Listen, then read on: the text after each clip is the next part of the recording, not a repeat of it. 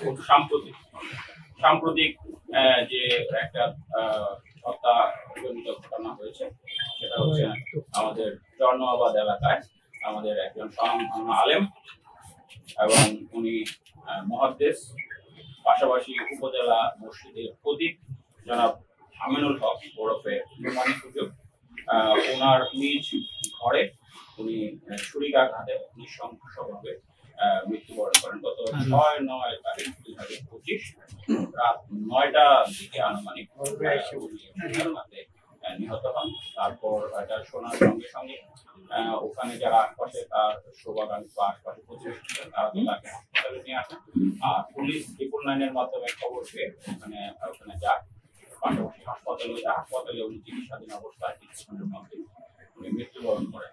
আমরা এইটা থেকে এটা একটু ক্লুলেস ছিল আমাদের কাছে, তবে আমরা শুরু থেকেই এটা একটা ধারণা ছিল যে নিকট কেউ ওনাকে এই হত্যাটা করেছে। আমি ওই সময় ব্যক্তিগতভাবে ওই দিন আমি স্টেশনে ছিলাম না, এবং আগের যে ঘটনাটা বললাম সাইফুল্লাহ ওই দিনও আমি স্টেশনে ছিলাম না। পরবর্তীতে আমরা এসে কাজ শুরু করেছি। এটা নিয়েও তাৎক্ষণিকভাবে আমাদের জেলা পুলিশের কয়েকটা টিম কাজ শুরু করে, আমাদের থানা পুলিশের টিম প্লাস হচ্ছে টিভি এবং সাইবার, ওরা কয়েকটা টিমে ভাগ হয়ে কাজ শুরু করে। তারা অত্যন্ত পরিশ্রম করেছে, প্রত্যেকটা বিষয়কে পুঙ্খানুপুঙ্খ বিশ্লেষণ করেছে, এবং আমরা এটা যে আমরা একটু আপনাদেরকে এই বিষয়টা একটু অবগত করি। আমরা প্রত্যেকটা ক্ষেত্রে এটা চেষ্টা করি যেন কোনো একজন নিরপরাধ ব্যক্তি কোনো একটা দুর্ঘটনা বা অপরাধ হলে হয়রানির শিকার না। এই ধৈর্যটুকু আমাদের একটু ধারণ করা উচিত, কিন্তু অনেকেই এই ধৈর্যটা থাকে না। আমরা এটা চেষ্টা করেছি সবসময়, প্রত্যেকটা ক্ষেত্রে চেষ্টা করি, কিন্তু আমাদের আন্তরিকতা সবসময় থাকে এই অপরাধের রহস্য উদ্ঘাটনের জন্য। এক্ষেত্রে আমরা আমাদের দায়িত্ব অবিচল ছিলাম। আপনাদের অনেকের সহযোগিতা ছিল, আন্তরিকভাবে আপনারা আমাদেরকে সহযোগিতা করেছেন। সেটার ফলশ্রুতিতে আমরা গতকালকে মোটামুটি নিশ্চিত হই, গতকালকে মানে 12 তারিখ, যে এটা কে এই হত্যাকাণ্ডটা সংঘটিত করেছে। তারপর সেটা নিয়ে আমরা কাজ করি এবং এর ভিতরে আমরা অনেকগুলো সাক্ষ্য সংগ্রহ করেছি। এর মধ্যে প্রাথমিকভাবে আমরা যে ওই দিন ঘটনাস্থলে গিয়ে যে সাক্ষ্যগুলো পেয়েছিলাম এই বিষয়ে এটা নিয়ে আমাদের একটা পাওয়ার পয়েন্ট আছে, আমি ছবিগুলো আপনাদেরকে দেখাবো। প্রাথমিকভাবে যে সাক্ষ্যগুলো পেয়েছিলাম আমরা, ঘটনা ওনার দেহে আমরা মেজর 4টা, গুরুতর 4টা আঘাতের চিহ্ন পেয়েছিলাম, ধারালো অস্ত্রের আঘাত। এছাড়া বুকের পাশে একটা দাগ ছিল। আঘাতগুলো ছিল বুকে, পেটে, ঘাড়ে, খুবই পরিকল্পিত আঘাত, ধারালো অস্ত্রের আঘাত। এবং ওনার ঘরে রক্ত ছিল, রক্ত মানে একদম অনেক রক্ত ছিল, কিন্তু ধস্তাধস্তির কোনো আমরা চিহ্ন পাইনি।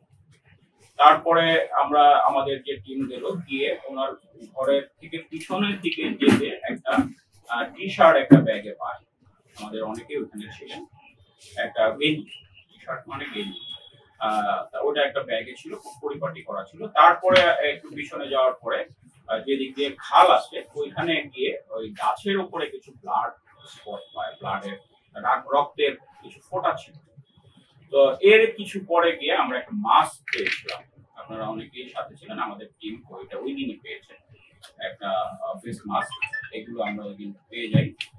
তারপরে আমরা নানাভাবে ওখানে যারা ফার্স্ট রেসপন্ডার ছিলেন, তারপরে যারা গিয়েছেন, তারপরে আমরা ডিজিটালি যত রকমের তথ্যগুলো আছে সেগুলো নিয়ে আমরা বিশ্লেষণ করেছি। ওনার ব্যক্তিগত শত্রু কে আছে, উনি আমরা যতটুকু জেনেছিলাম উনি বিভিন্ন জায়গায় একজন আলেম ছিলেন, স্বনামধন্য বিভিন্ন জায়গায় উনি ভালো বক্তা ছিলেন, অত্যন্ত মেধাবী একজন আলেম ছিলেন। ওনার ছাত্র জীবনে তার প্রশংসনীয় সাফল্য আছে। সব মিলিয়ে সব বিষয় নিয়ে আমরা কাজ করার চেষ্টা করি। করতে করতে করতে করতে আমরা এমন একটা বিষয় আবিষ্কার করে ফেলি বা উদ্ঘাটন করি, সেটা একটু শকিং।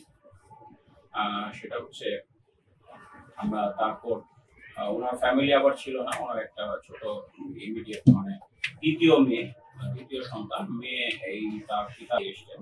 তারপরে আমরা তাদের জিজ্ঞাসা করা শুরু করি।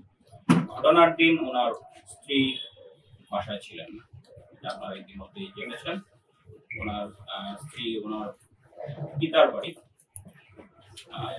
তজুমুদ্দিনে খাসিরাট এলাকায় গিয়েছিলেন, 5 তারিখে গিয়েছিলেন। আর এই ঘটনাটা ঘটে 6 তারিখে। তো 6 তারিখ রাত আমি 9টায়।